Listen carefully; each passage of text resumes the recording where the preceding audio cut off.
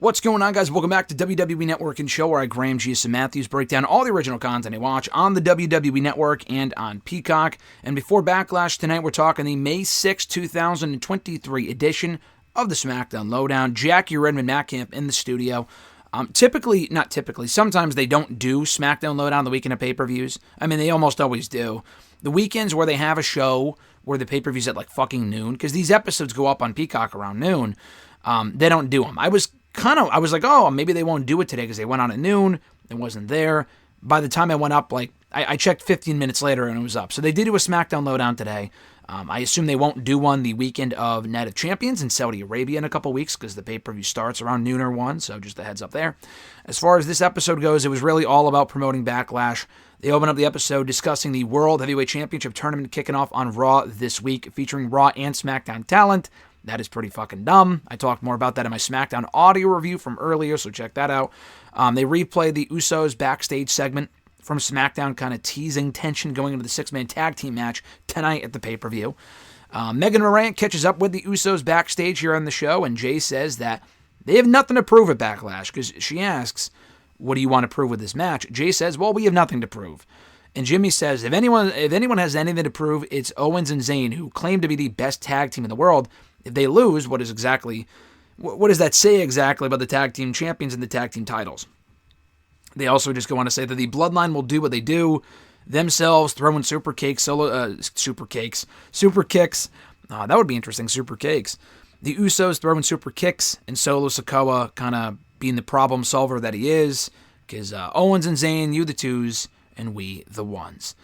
Back in the studio, they hype up the six-man tag team match for Backlash. Owens, Zayn, Riddle versus the Usos and Sikoa. They replay the Cody Rhodes promo from SmackDown. Great stuff, hyping up Cody and Brock, which they talk more about in the studio right afterward. They replay and recap the Bianca damage control segment from SmackDown, where Bianca was saved by Liv and Raquel, hyping up Raquel and Liv versus Damage Control for next week with the tag team titles on SmackDown. I was shocked because we've heard from them almost every fucking episode of the show and on Raw Talk for weeks now. Liv and Raquel talking about, tag team titles next week.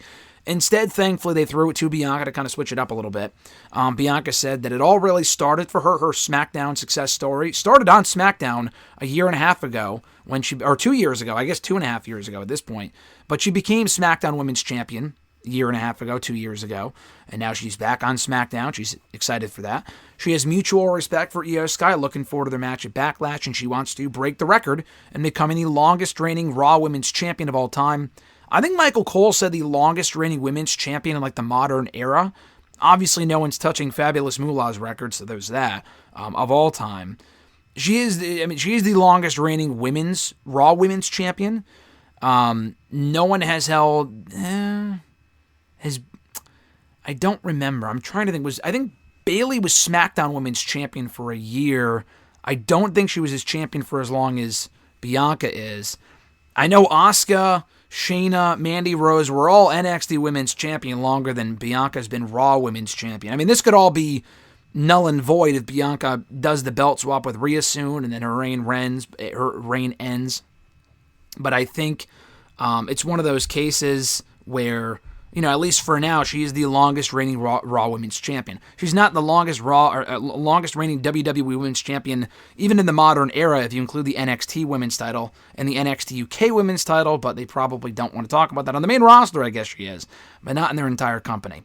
Anyway, Matt Camp talks about that there could be a change in hierarchy with the Damage Control, with Io Sky coming out front and center in that segment on SmackDown in front of Bayley and Dakota Kai. So we'll see where they go from there. But I don't think Io's winning the championship, but hopefully this does lead to more tension in a split of Damage Control on the Sooner side. And he does tease that if Io wins on Backlash, which she isn't, and if Bayley and Dakota win next week on SmackDown, they could be holding all the gold, which they never really did on Raw, and I don't think they're going to do on SmackDown.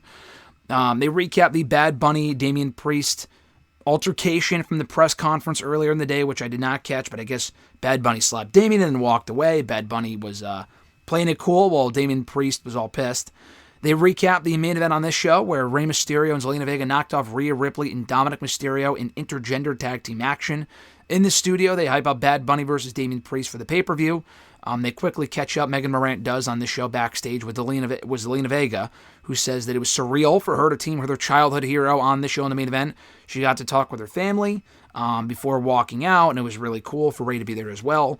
And as far as what she needs to do before facing Rhea at Backlash in order to beat Rhea, she acknowledges that Rhea is a very dominant champion, so she needs to be kind of as she was on SmackDown, quick on her feet to keep the momentum going, and maybe she has a chance. She hopes to have a chance about beating Rhea Ripley for the SmackDown Women's title.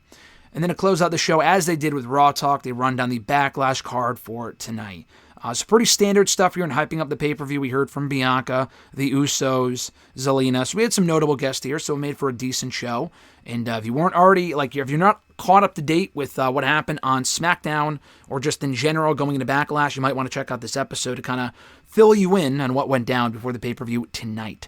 Thank you guys for checking out my review of the show. I appreciate it. I typically kind of try to do these SmackDown LowDown reviews before the pay-per-views. They end up going up on Sunday, Monday, Tuesday, Wednesday, whatever. So I'm glad I was able to get it out of the way before Backlash tonight, which I'm looking forward to. And we'll be watching live my first WWE pay-per-view that I've not been there for since, I think, Crown Jewel in Saudi Arabia back in November. So I'm glad to be sitting this one out and watching from home as just a fan and going to be watching it that way. So look forward to tonight. Have an awesome one, guys. I'm Graham G.S. Matthews, and I'll catch your ass down the road.